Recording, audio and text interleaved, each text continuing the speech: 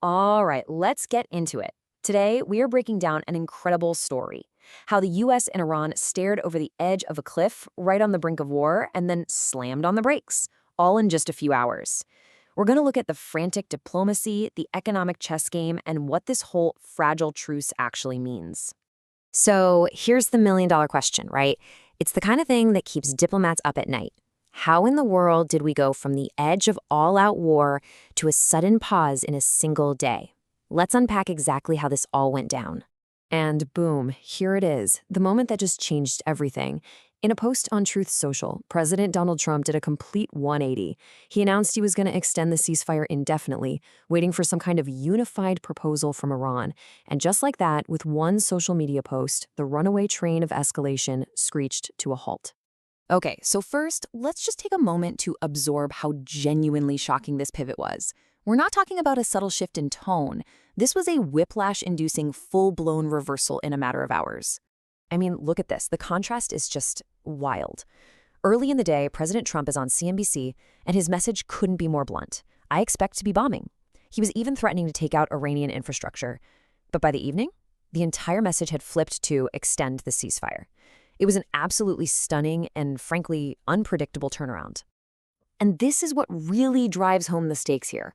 This wasn't some deadline a week away. Nope. The previous 2-week ceasefire was set to expire that night. The world was literally hours, maybe even minutes, away from a potential major conflict kicking off in the Middle East. The clock was ticking. So you have to be asking, what on earth was happening behind the scenes? Well, away from the cameras and the public statements, a absolutely frantic day of diplomacy was unfolding in Washington and really all across the globe. This timeline just paints such a vivid picture of the controlled chaos, right? Tuesday morning kicks off with threats of war. Then, by the afternoon, you've got Air Force Two fueled and sitting on the tarmac. But Vice President J.D. Vance's trip to Pakistan for peace talks is stuck in limbo. Then, of course, the evening announcement hits. And finally, late at night, the White House officially pulls the plug on the trip. It was just a day of incredibly high-stakes, last-minute decision-making. And the reaction from the rest of the world? It was immediate. Pakistan's prime minister, who'd been trying to broker talks, publicly thanks Trump. The UN chimed in, calling it a critical step, and you could literally see the tension release in the global markets.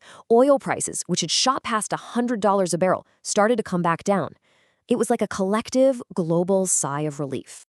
But here's the thing. Diplomacy wasn't the only game in town. You just can't understand this situation fully without looking at the intense economic forces that were squeezing both sides like a vice. And right at the heart of all this economic pressure is the Strait of Hormuz. It's one of the most critical choke points for global oil on the planet. So when Iran shut it down, it sent massive shockwaves through the entire global energy market. And just look at the ripple effect. With all that Middle Eastern oil basically trapped, demand for U.S. crude just went through the roof. This chart shows the number of those gigantic oil tankers heading to the U.S. to load up. It jumped from an average of 27 last year to 71. That's not a small uptick. That is a colossal logistical scramble. This number right here, 5.2 million. That's how many barrels of crude oil the U.S. exported per day in a single recent week. Think about that. That's the highest level in 7 months, and it just goes to show you how quickly the global energy map was being redrawn by this whole standoff. But here's the other side of that coin. While the U.S. was exporting a ton of oil, it was also playing hardball. As Treasury Secretary Scott Bessent put it, the U.S. naval blockade was specifically designed to go for the jugular, to hit the Iranian regime's main source of cash, its oil. It was a classic two-pronged economic strategy. And you gotta understand, this was way more than just a blockade. It was all part of a much bigger, much more organized campaign with a pretty intense name, Operation Economic Fury. The goal here was to systematically slice Iran off from global finance and cripple its ability to fund its military using a whole web of targeted sanctions. So, with all this pressure mounting, you're probably wondering how Iran was reacting, right? Well, their official response, or really their lack of one, was just as interesting as the U.S. reversal.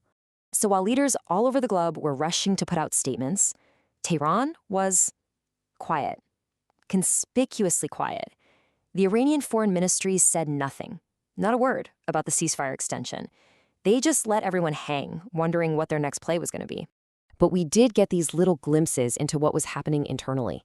This quote from an Iranian MP, Mahmoud Navavian, who was actually involved in earlier talks, it tells you a lot. He basically said that any more negotiations would be irrational, which really shows you the deep level of distrust from the hardliners inside the regime. And meanwhile, on the streets, the government was putting on a totally different show, one of strength and pure defiance.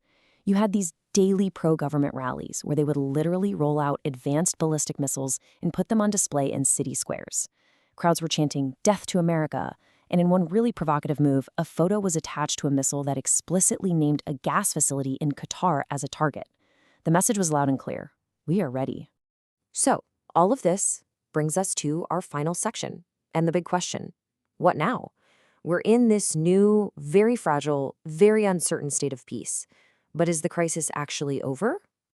To really get why everyone's still holding their breath, you have to look at why the last ceasefire completely fell apart. See, Iran agreed to reopen the strait, but when a bigger deal didn't materialize, the US slapped on a naval blockade.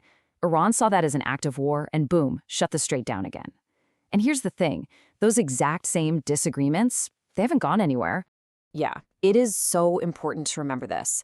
Extending a ceasefire is not a peace deal, not even close.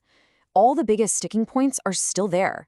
The US blockade is still active. The status of the strait is up in the air. Other related conflicts are still simmering. And, of course, the fundamental disagreement over Iran's nuclear program is still the elephant in the room. Which leaves us right here with this final critical question.